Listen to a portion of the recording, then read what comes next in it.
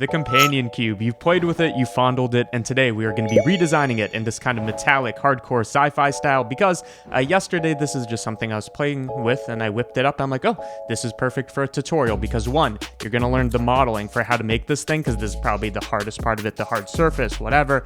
Two, you're going to learn the UV unwrapping, the texturing, how to make the materials. And three, you're going to learn all the little procedural things, how to add scratches, how to do the lighting, stuff like this. So I thought it's kind of like this all-encompassing tutorial. You get a cool result out of it. What's not to like? So if you want to join me and make a companion cube cutie, then let's make the thing. Again, here's what we're going to be making. You've already seen some renders. This is the solid view of it. Same on all 6 sides. And this is what the render looks like. So we're going to be talking about how do you get this nice, kind of simple, but very cool looking metallic material. Okay, enough intro. Let's get into it. Most of this is going to be modeling. So in a fresh version of Blender, here's what we need to do. If you think about it, the companion cube is almost like a cube, like we have here, with a frame or a chassis. I don't know if that's the right word around it. So if we can make the frame, then we're done because you just stick a cube inside of it. So how do you make the frame? Here's what I came up with. And I'm not going to say every keyboard shortcut. I'll say a few, but take the brunt of it a bit. So Control R to add a loop cut. I'm going to add one on every axis, X, Y, Z.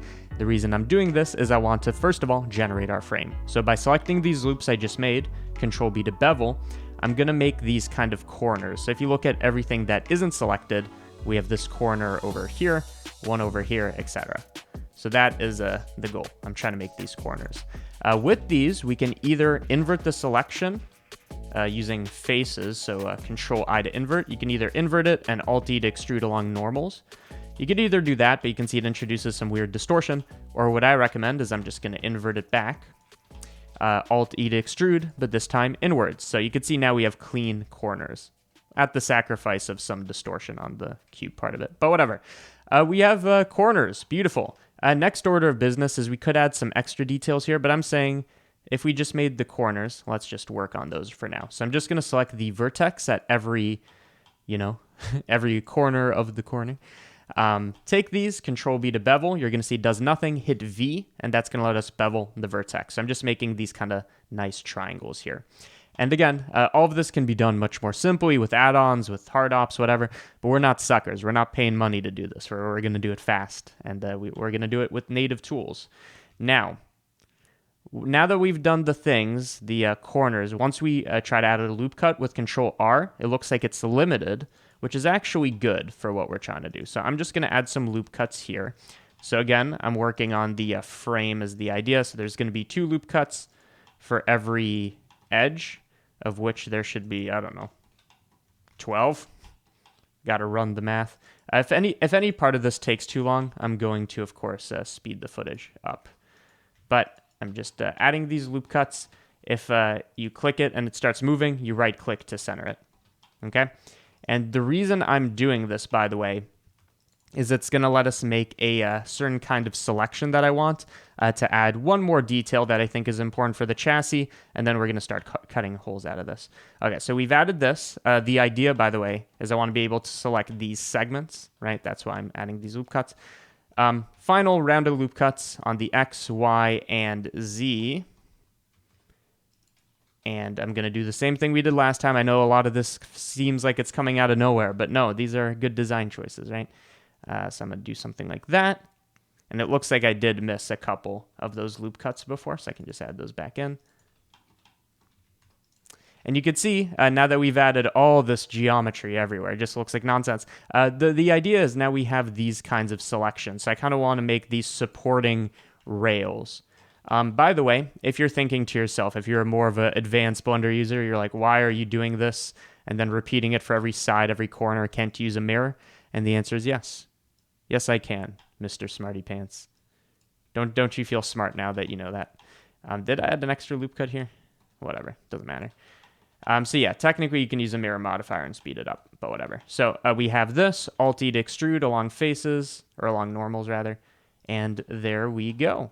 So that's already looking pretty sweet. Of course, we could add a bunch of details by like selecting edges and beveling, and we are going to do that. But for now, We'll skip that step for a moment before we do the beveling. Now that we have kind of the frame, and remember I said the whole thing we're making is a cube inside a cube. By the way, I should save, call it something useful, like available on Patreon, best Patreon on YouTube, link in the description. We want to cut holes out of this, right? Since we want a cube inside of a cube. So we just want the chassis. What do I mean? We take this thing and we want to cut out kind of areas where we want to expose the cube inside, okay? How am I going to do that? I'm going to use a Boolean. Why Boolean? Because we can now import in a cylinder. And by import, I mean add. I'm going to make it high resolution. In edit mode, I'm going to make it taller, so it's cutting through our mesh. And then if you scale, not like this, but using Shift-Z, it's going to keep the height. And we can cut out this kind of cylinder out of this. The reason I'm doing it this way, instead of modeling it raw, is one, this is like 1,000 times easier. But two, so you select the cylinder, you apply, and now when we had the Boolean, you can see we've cut this out. The reason I'm doing it is because we get this nice curvature around things that would be very hard to model. So no, does it give the best topology? No, but who cares? So whatever. And I'm just going to repeat this process. So by the way, H and Alt-H to hide and unhide. So I'm going to rotate this by 90 degrees because I want there to be symmetry. So again, this is an argument for maybe using the mirror modifier, but whatever. So I did that, and now we're going to rotate it, not that, but the cylinder one more time. So you can see I've now cut out another hole. It's almost like we're making a very fancy die, like dice that you roll, you know? And I was considering doing a 3D print of this because I think it looks so cool. Oh, I added a Boolean to the wrong object. Boolean. And by the way, I've been setting it to exact as it is by default because it gives nice results and it keeps us with n-gons and stuff like this. So you can see now we have the nice frame. Now, what do I mean by this cube inside a cube, right? If this is our chassis, what we're going to end up doing is we're just going to stick a cube inside of here. We're going to make it a bit bigger so that it occupies the volume. But you can see how this kind of accomplishes the goal, but we're not there yet. So kind of last things with the modeling is adding in the fun details. How do I want to do that? Well, I'm going to Alt-click to select these loops again. Make sure you, whatever you do it on every side. And the idea is once we select these loops, we're going to be able to Control B to bevel, right? Now, do I want to do that immediately? Maybe. Also, do I want to include the corners? Maybe. I think I do. So I'm going to select basically the entire loop, right? It goes all the way around. So it goes from here to here to here. It's weird that it doesn't let you undo annotations, by the way. I just want to like, this is an annotation, the thing I drew. I wish I could just do it and then Control Z to undo the annotation. It just seems like it would make sense. So that's what we want. Let me do another selection here. So here's another of the circles we want. Shift Alt click. Does that make sense? Shift Alt click. I want to make sure it's selecting the correct loop because we might not. Oh no, it's the outer one is the issue. There we go. So Shift Alt click to select the loops, and it's going to be a bit confusing. I'm already stumbling over my words. That's how you know I'm confused, by the way. That's my tell when I like slow down my speech and I start saying nonsense. Oh, you mean the entire tutorial? No, you know what I mean. We just want to make sure we're selecting the same thing in this kind of symmetric sense everywhere. So I'm just following my rule, and I think that might be it, actually. Good way to check is maybe an extrusion. And you see how there's kind of something missing here and here? That was a quick way to tell. Oh, I'm missing here, here, here, and here. And I just invented that trick off the fly. Would you believe it? So let's see. Is there anything else missing? There is. We're missing this selection, this one, and that one. And let's just try an extrusion. Beautiful. So now that we have this selection, hopefully what this should let us do is do a bevel. It does. And we could scroll up to make it a smoother bevel. And I want it to be pretty tight, something like that. So you can see this already gives it more of a, it's both hard surface, obviously, but also kind of organic and it's kind of soft corners. I think that's a cool look. And something to add even more detail is now that we have these isolated triangles, almost like inside of triangles, and we will have 8 of these because there's 1 per vertex. And really at this point, I'm just kind of making stuff up on the fly. You could do whatever you want, right? But if we select these, maybe do a bit more of an inset. And what we could do here is we could either do an extrusion, probably along normal so that it goes inwards for every corner. You could either do that and have these things cut out. But I think it would be way cooler if we had circles cut out, kind of like cylinders, the way we did before with the booleans. And you'll actually learn something if I show you how to do that. So how do we turn triangles into circles? It's easy. It's a weird process, but here's how you do it. You take these, you subdivide them, and you're thinking, why subdivide? That's weird. What we're going to do is we're going to take this triangle that now has a bunch of geometry on each of these, and the extra geometry is going to allow us to morph this into a circle. What do I mean? Well, you take this, hit X to delete, but then use limited dissolve. So we're not deleting, but we're doing a limited dissolve. It looks like it just undid our work, but not really, because now this triangle has all these border vertices. So that's what we've done. The limited dissolve with the subdivision creates the same face, but with extra geometry, such that when we run a command like toSphere, I already had it typed out, toSphere, which you can increase and decrease. It's doing a weird thing, but you just click 1. It didn't seem to like that. Do we have to do it one at a time, perhaps? Let's see. 1 triangle, toSphere. There we go. You can see it turns it into a circle. Now, interestingly, you saw that it didn't let me do them all at once. I think I have a trick to avoid that. So I'm going to try again. toSphere doesn't like it. I think if we set this to individual origins, it might accept it. It does. We've hacked it. So you can see now each of these is a sphere. It's a bit too big, so we scale them on their individual origins. And now we have a circle kind of insetted inside of our triangle. Take this, Alt-E to extrude along normals. Again, it's the same trick over and over and over again, and we get something like that. And we could do the same tricks as before with the beveling. So I'm just going to try to talk over this because that way I have to edit less and do less fast forwarding. But the toSphere trick is something that I think we're going to use again once we put the cube inside the cube. So I really want you to internalize that one because I remember I saw it in a tutorial. I'm like, mine now. This is my trick that people will be like, oh, Default Cube showed me how to do it. He's the master. But really, everything I learned is from somebody else. So the circle trick is big. It's big. And you could actually do it inside any face. You could even, if you do a bit of extra work, and it is a bit of extra work, but you could get it to be inside of an n-gon and stuff like that. But it's cool that you can turn any face into a circle. Okay, I've talked long enough. Beautiful.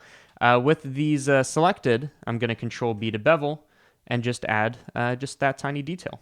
Okay? So we're getting some weird shading because it's shade flat. So if I take it shade smooth, it's going to be even worse. Can we fix it? I believe we can. Bob the Builder would tell me so. You go into the mesh, you go into normals, you auto smooth them. And it's not perfect, right? There's a bit of weird shadowing, but I think that's pretty good, to be honest. So what that's going to let us do is it's going to let us smooth in some areas, not in others, depending on this angle threshold, which let's try 45. I don't know. Seems fine. Okay, so at this point, you could add more details to your chassis, like you could inset, extrude, stuff like that. In fact, I think I will do that, but that's going to be our last detail. Point is, you could kind of spend forever doing this. Extruding, insetting, beveling, and that's kind of the bread and butter of the hard surface workflow. But after we do this last inset and extrude, we are going to add in the cube, which is the last part of the modeling, and then we're going to move on to the rest of it, which is shading, texturing, and all that, which is it's conceptually harder, but in terms of the number of clicks, we've definitely gone through the hardest part, which is modeling. So inset, Alt-E, extrude along normals. And by the way, I guess there was a way to select the loop from before in an easier way. Let me show you how to do that. So if I want to bevel this in the same way that we beveled the circle rim, Control plus to increase the selection, and then use a boundary loop thing, which is going to select the boundary loop of our selection. You see how that was faster? Control B. Maybe I'll make this only 1, 2, 3. I do like 1, but it seems to be smoothing it, so let's bring that down to 30. So that's a great way to add detail and do the beveling without extra work. Okay, what is this? What happened here? It did not like that because we insetted too much. Okay, good to know. I'm going to inset a little less. And then, and then extrude along normals. And then Control plus, boundary, bevel, just a little. We could actually use C to make sure it's constrained. Okay. Do we have any errors? No, we don't. Okay, let's move on. So in this, actually, I'm going to do it in edit mode, so it's all one mesh. I'm going to add in a cube, so it's actually part of the same object. I'm going to add in a cube, just scale it down so these corners aren't poking out of our circles, which is another useful use for them. Although we want to make sure it's slightly big enough that there's no gaps here. If we run into an issue, what we can do is we can bevel these vertices is what I think we're going to end up doing. But before we do that, I want to cut out some circles from this. Let me scale it down just a bit. I want to cut out some circles from this. So I'm going to inset. If you hit I, nothing's going to happen. You have to hit I twice, so it's individual inset. By the way, what's going on here? You're like, I can't even see. If we hide the frame, you can see we added this cube, and I'm just insetting. And then the idea is we're going to bevel these vertices to not have an issue. But I'm doing the insetting first so that the order of operations works. And the idea now is, so wait, let's do the insetting so that we have the selection. Beautiful. And I'm going to do the same trick to turn this into circles, right? So it works with squares. You subdivide. This one's going to need more divisions to be clean. X, limited dissolve. I hope Blender can handle that. I didn't think that would be that big of a deal. It did not like that. Let's go one division less and then limited dissolve. I wonder why it doesn't like that. I think we have to be in face mode is the issue. Yeah, limited dissolve. And now you can see our vertices right here. It's good when I don't understand something because then you're like, oh, there's a learning thing. But I got to be able to like solve it immediately. Otherwise, we got an issue. So I'm running the 2-sphere, again, on individual origins. That's why it works. This time, if it wasn't on individual origins, interestingly enough, I think what happens is it literally turns into a sphere. Yeah, you can almost see there's curvature to this, which is also an interesting effect. Not what we want, though. Okay. Boom. So we have that. I'm just going to scale it. And why do I want these? Because we can extrude them and add extra detail, right? So I'm going to extrude along normals, and then I'm going to inset, just kind of repeating this pattern, inset, extrude along normals, and you could do this a couple times. But I'm happy with that, but you can see how it adds extra detail. In fact, let's increase our selection again with Control+, use the boundary thing. So now we're putting all our tricks to use. So I want to add one bevel here, and then Control+, boundary to get that other loop. And this one, I'm going to add a couple divisions. So you can see we have variety, and you could go crazy with this. But I think this is pretty good. So I'm going to take it and call it Companion Cube, because it is one now. It's modeled like one, and it should be symmetric on all 6 sides. And now the question is, how do we light, model, or not model, we did model. How do we light, render, and shade this thing to look good? Oh, wait, by the way, we didn't solve that one thing I was talking about with the corners poking out. So let's just do that. Otherwise, you're going to get weird errors. So again, we have a cube inside of a cube, and then we'll get to that thing I was just talking about. I did all this build up, and then I'm like, oh, wait. Nope. Taking the, showing you the forbidden fruit, telling you it's some good fruit. You should eat it, but you can't. And then, just taking it away from you. Okay, let's just get these corners. Beautiful. We have them selected. Control B. Wonder why did that work? Control B and then set it to vertex. Was it already set to vertex? I don't even know. I couldn't tell you. But what should be done here is if I hide this, then I did something.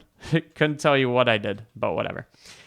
I beveled the vertices so that they wouldn't be here. Okay, final thing is now the shading, the rendering, whatever. So let's get into that. I'm going to start off by just giving this a metallic material, which will get us 90% of the way there, actually. And then we'll add the heart and the pink glowing and whatever. So for the lighting, I'm going to use an HDRI. If you don't know what an HDRI is, go to school. I get mine from HDRI Haven, okay? So this is the one I like. We're going to get our lighting from this image. And to make sure we do that, make sure you are in cycles. We get rid of that light object. And now you can see this has accurate, physically accurate, kind of believable lighting. But I don't want to see it. I don't want it to be in GPU. Now, clean. There we go. I don't want to see it. So go to Film, go to Transparent. And now we have this thing in isolation. And because we have an HDRI now, if we make this thing metallic and shiny, you can see it's actually reflecting stuff. So what's the metal material? It's pretty much what I did. Make it metallic, one for metallicness, a low amount of roughness, so it's shiny but not too shiny, and maybe make that, you could pick the darkness of the metal. And another thing is let's add some like rust or some randomness, some scratches, whatever, and then we'll be good with our metal material. By the way, while I think about that, water break. You better have some water too. This is a team sport.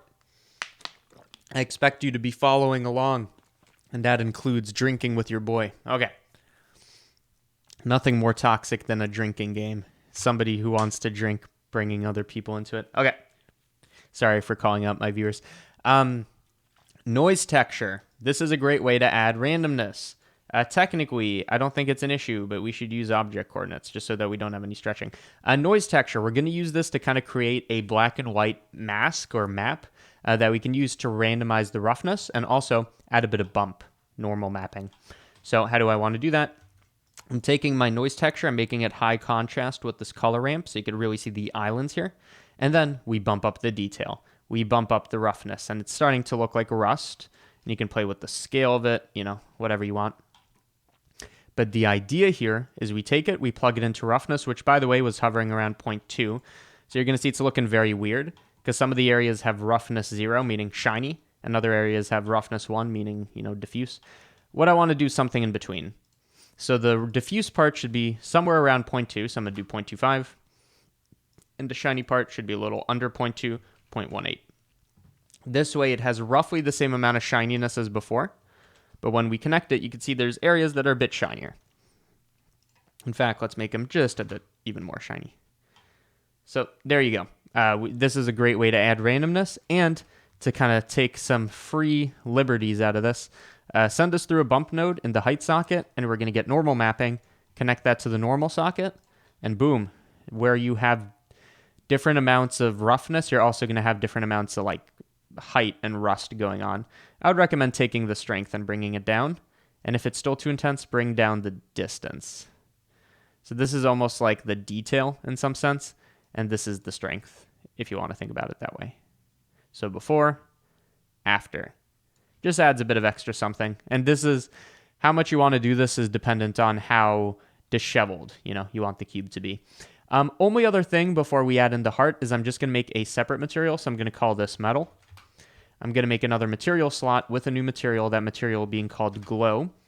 And I just want to set up, of course, a basic material for this to glow. So I want it to glow, let's say red for now, and I want to be able to see it. Well, how do we do that? I want it to be on these circles, right? So if I, let me show you, if I select the circle, go to the material and assign it, you can now see this. It's a little hard to see because it's not very powerful, I suppose. So if I bring up the strength, you can kind of tell there's some glowing there. Well, we'll make it better. But to do this, really, we just got to select all the circles. And again, if there's other faces, like you want the insets here to be glowing, you could select those too. I'm just selecting every single circle because that's all I want to glow.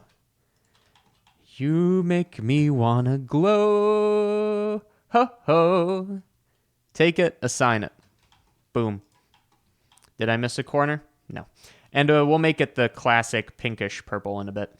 Okay, next order of business is we want the heart. And actually, once we add the heart and still keep it metallic and add a bit of glowing, we're going to be done. So let's get to it. Here's how I'm going to do it. For the main metal material, which is where we're going to do this, right? Because if we can change the color here, it changes the metal color.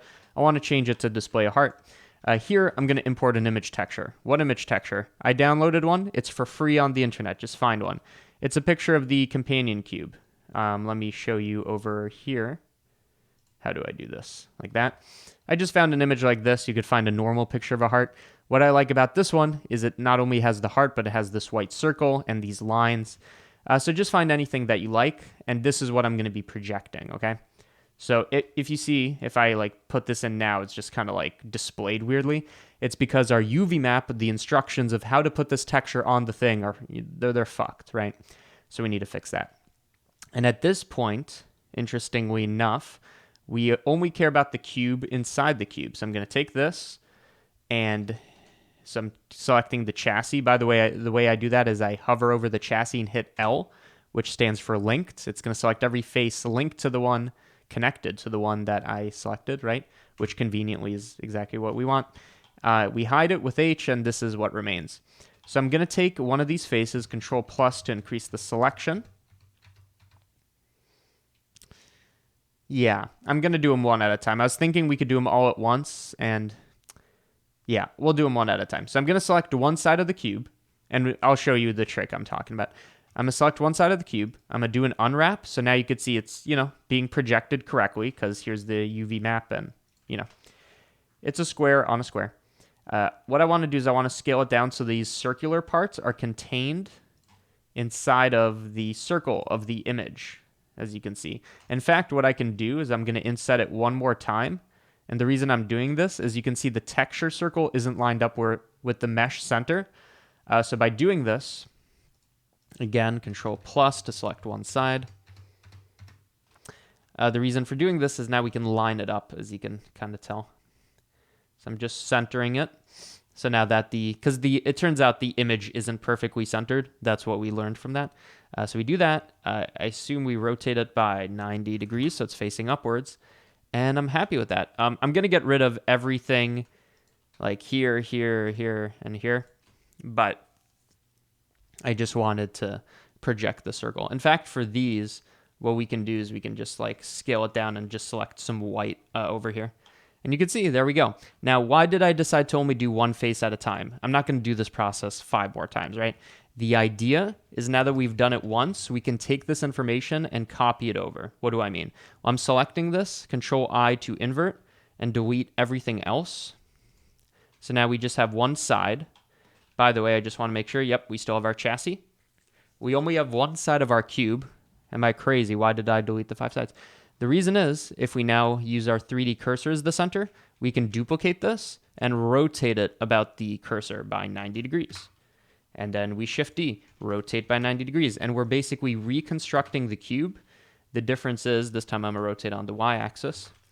The difference is, 180 degrees, is that each face already has the correct UV map. So you can see, this is looking good, except for the chassis, which, unhide the chassis. For the chassis, what I want to do is the same trick as before. So here's the UV map for the chassis. I'm just going to put it on the same section. And you can see now we got a good unwrap of this because the chassis is all contained in this white area along with some parts inside the square. And then the circles are already mapped correctly. You get the point. Now, the cool thing about this is we're not just using this as like a base, this is not what we're rendering, right? We have this metal. You could just use this as the base color for the metal. And it's going to inherit the color, but also keep the metallic nature of it. So it's like a reflective version of this with the bump and all this. Another thing we can do, even cooler, is if I can isolate the pink, the heart, and these lines, right? I can have those glow, is a cool thing. So back to the image, how do we isolate the pink? So do you understand what I'm saying? I want to mask out the pink and say, add more emission in the same way that we did for the glow material, right? What I'm going to do is I'm going to mix, and this might be new to you. If you set this to difference and then select, let's view the image. And for now, I'm going to set this to standard just so we can select this correctly. If you hover over this, hit E to use the eyedropper and select pink. What this difference is going to do is it's going to look at the texture and tell me how different is it from this pink color. What does that mean? It means when we view it, increase the strength, you can see every area that was pink, the heart and these lines are going to turn black because the difference between the texture and the color pink is nothing. Those are the areas that are pink. And everything else will be something different. Meaning, this is the mathematical way, if we now isolate a certain section of this, to isolate that thing. So again, what did I do? Texture. I want the pink areas. So let's see what areas are very different from pink. So use difference. Oh, these areas are not too different because they're pink, right? So they're black, level 0. And then I say, give me only the things that are bigger than 0.07. In other words, make everything roughly 0 remain black. In fact, we could flip that. So this isolates everything like that. And now that we have this mask, which works on all 6 sides, use this for the emission strength. So it's going to say where it should glow. So you can see now if I make this like, yellow, you can see it's only glowing in those areas. But now what I can do is I can just reuse the color. So I'm going to eyedrop on the pink. And maybe we can multiply the strength so it's a bit stronger. So I'm just saying how strong is the emission. Maybe 2. And I want to hone in the color. So it should be more saturated, maybe closer to like a purple.